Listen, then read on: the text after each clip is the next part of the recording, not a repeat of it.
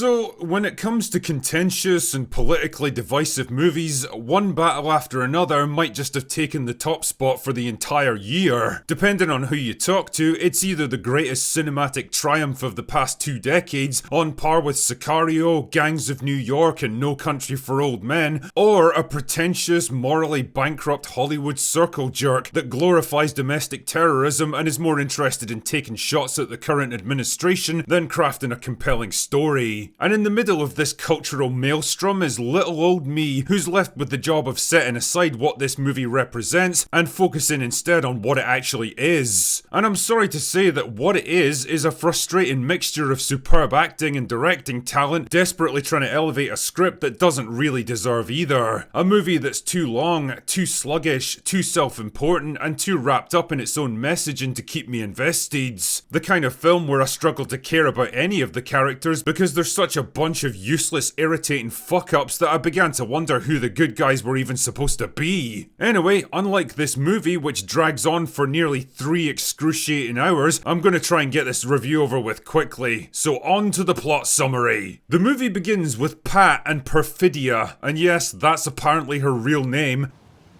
Right. Who are members of a far-left revolutionary terrorist group that are definitely not Antifa, and also lovers. I mean, fuck me, I guess she must have a stunning personality or something, but whatever. Anyway, not Antifa are busy making the world a better place by blowing up government property that'll have to be repaired using taxpayer dollars and terrorizing innocent civilians whose only crime was being in the wrong place at the wrong time. Hands. Are we the baddies? What lovely people. Things are going just swell until Perfidia runs afoul of Sean Penn, a military officer with a bit of a kink for strong black women, who captures her in the middle of a mission, forcing her to shag her way out of the problem. Oh no! What happened? Unfortunately, this creates a whole new problem when she falls pregnant and she's not entirely sure who the father is. I mean, based on how she acts in this film, it could probably be half of Southern California. I feel like I'm gonna throw up.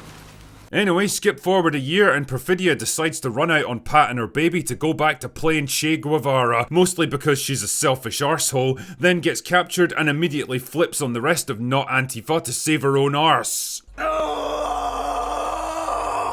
What a lovely person. With Sean Penn now hunting down and executing his revolutionary comrades, Pat's forced to go into hiding with his daughter and take on the new name of Bob. Skip forward 16 years and Bob's now a paranoid, drug-addicted loser living with his girl-boss-in-waiting daughter, Willa. Not Willow, mind you, Willa.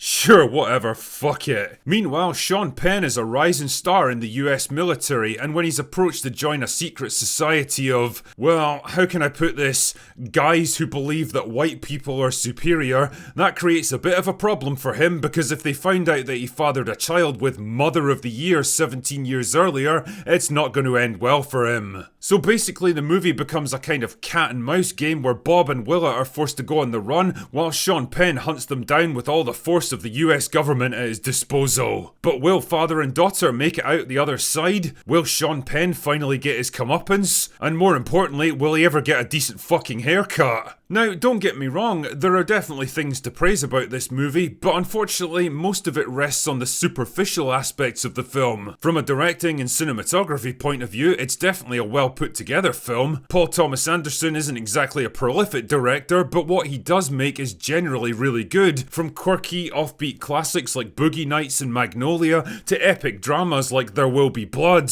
and One Battle After Another is no exception. The action sequences are well choreographed, there's plenty of strong visuals and a definite creative flair during the tense dramatic moments. Performances are strong across the board, which is pretty much what you'd expect when you've got Benicio del Toro, Leonardo DiCaprio and Sean Penn in your movie. DiCaprio delivers his usual intense, laser-focused performance like he's still chasing that Oscar win with every single movie he does. He's got excellent chemistry with his daughter Willa, and although their scenes are kind of few and far between, they're probably the most enjoyable aspect of the movie for me. Sean Penn is the standout though as Colonel Lockjaw. Oh, come on! Where the fuck do they get these names from? Can't wait to hear more from his superiors General Scurvy and Admiral Diphtheria. The dude looks like he's on the verge of either exploding with absolute rage or bursting into tears in every single scene, and honestly, I can't quite decide if it's a super committed dramatic performance or just goofy overacting. Either way,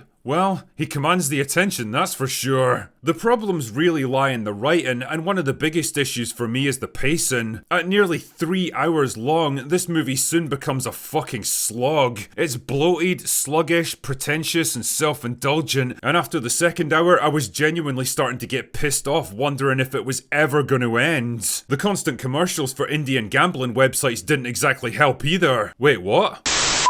The thing is, I'm perfectly fine with longer movies as long as they satisfy two important conditions. There's enough going on to justify the extra runtime and the characters are likeable enough to keep me invested in them. And well, one battle after another falls short on both counts. For all the strong performances by a veteran cast, the characters they actually play are such unlikable dickheads that I really didn't care much what happened to any of them. Movies like Four Lions proved that it's possible to show people serving a terrible cause and still make them likable and interesting because there's a strong moral compass underneath it all. I never got that sense with this movie, partly because the ending implies that the cycle of terrorism and retribution is just going to continue on with the next generation, and partly because it's too afraid to engage with the idea that maybe extremism on both sides is a bad thing. Apparently the movie underperformed on its opening weekend, and to be honest, I can kind of see why. Its political messaging and moral framework feel like they've been overtaken by real life events in recent months, and if I had to take a guess, I'd say that audiences, especially American audiences, are suffering from a kind of culture war fatigue at this point. They're getting tired of all this shit, and the last thing they need is the elites of Hollywood descending from their ivory towers to tell them how they ought to be feeling about the whole thing. Ultimately, one battle after another fell somewhere between the two extremes I mentioned at the beginning of this video, neither a glorious triumph nor a laughable disaster, but something a bit more mediocre. A slightly long, slightly boring, slightly forgettable, and slightly pretentious film that thinks it's way more profound than it actually is, that wasn't really worth the 3-hour runtime, and that I'll probably never bother to watch or even think about again.